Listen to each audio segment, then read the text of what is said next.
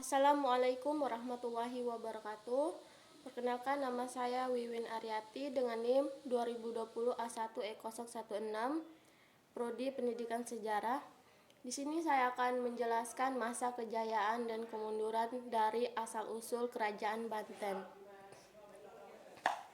Kerajaan Banten adalah salah satu kerajaan Islam di Pulau Jawa yang pernah menjadi penguasa jalur pelayaran dan perdagangan. Kerajaan Banten didirikan oleh Syarif Hidayatullah atau Sunan Gunung Jati pada abad ke-16. Kendati demikian, Sunan Gunung Jati tidak pernah bertindak sebagai raja.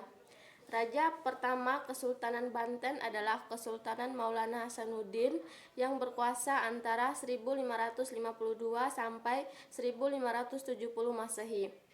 Sultan Ageng Tirasaya berhasil memajukan kekuatan politik dan angkatan perang Banten untuk melawan VOC. Periode Islam, Banten adalah kota penting yang masih dalam kekuasaan Pajajaran.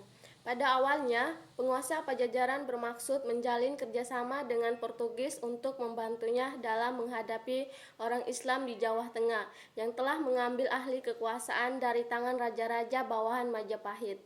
Namun, sebelum Portugis sempat mengambil manfaat dari perjanjian dengan mendirikan pos perdagangan, pelabuhan Banten telah didukungi oleh orang-orang Islam. Sunan Gunung Jati berhasil menguasai Banten pada 1525 sampai 1526 Masehi. Kedatangan Sunan Gunung Jati ke Banten adalah bagian dari misi Sultan Trenggono dari Kerajaan Demak untuk mengusir Portugis dari Nusantara. Setelah berhasil menguasai Banten, Sunan Gunung Jati segera mengambil alih pemerintahan tetapi tidak mengangkat dirinya sebagai raja. Pada 1552 Masehi, Sunan Gunung Jati kembali ke Cirebon dan menyerahkan Banten kepada putra keduanya, Sultan Maulana Hasanuddin. Sejak saat itu, Sultan Maulana Hasanuddin resmi diangkat sebagai raja pertama Kerajaan Banten. Kejayaan Kerajaan Banten. Kerajaan Banten berhasil mencapai puncak kejayaan pada masa pemerintahan Sultan Ageng Tritayasa. Beberapa hal yang dilakukan untuk memajukan Kesultanan Banten di antaranya sebagai berikut. 1. Memajukan wilayah perdagangan Banten hingga ke bagian selatan Pulau Sumatera dan Kalimantan.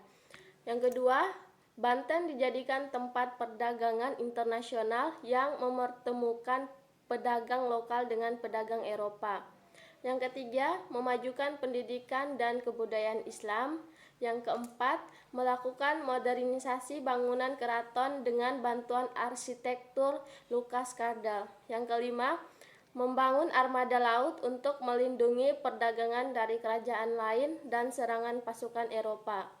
Selain itu, Sultan Ageng Tritasaya dikenal sebagai raja yang gigih menentang penduduk VOC di Indonesia. Di bawah kekuasaannya, kekuatan politik dan angkatan perang Banten maju pesat. Itu saja tentang masa kejayaan Kerajaan Banten. Lebih dan kurangnya saya pamit. Wassalamualaikum warahmatullahi wabarakatuh. Kemunduran Kerajaan Banten.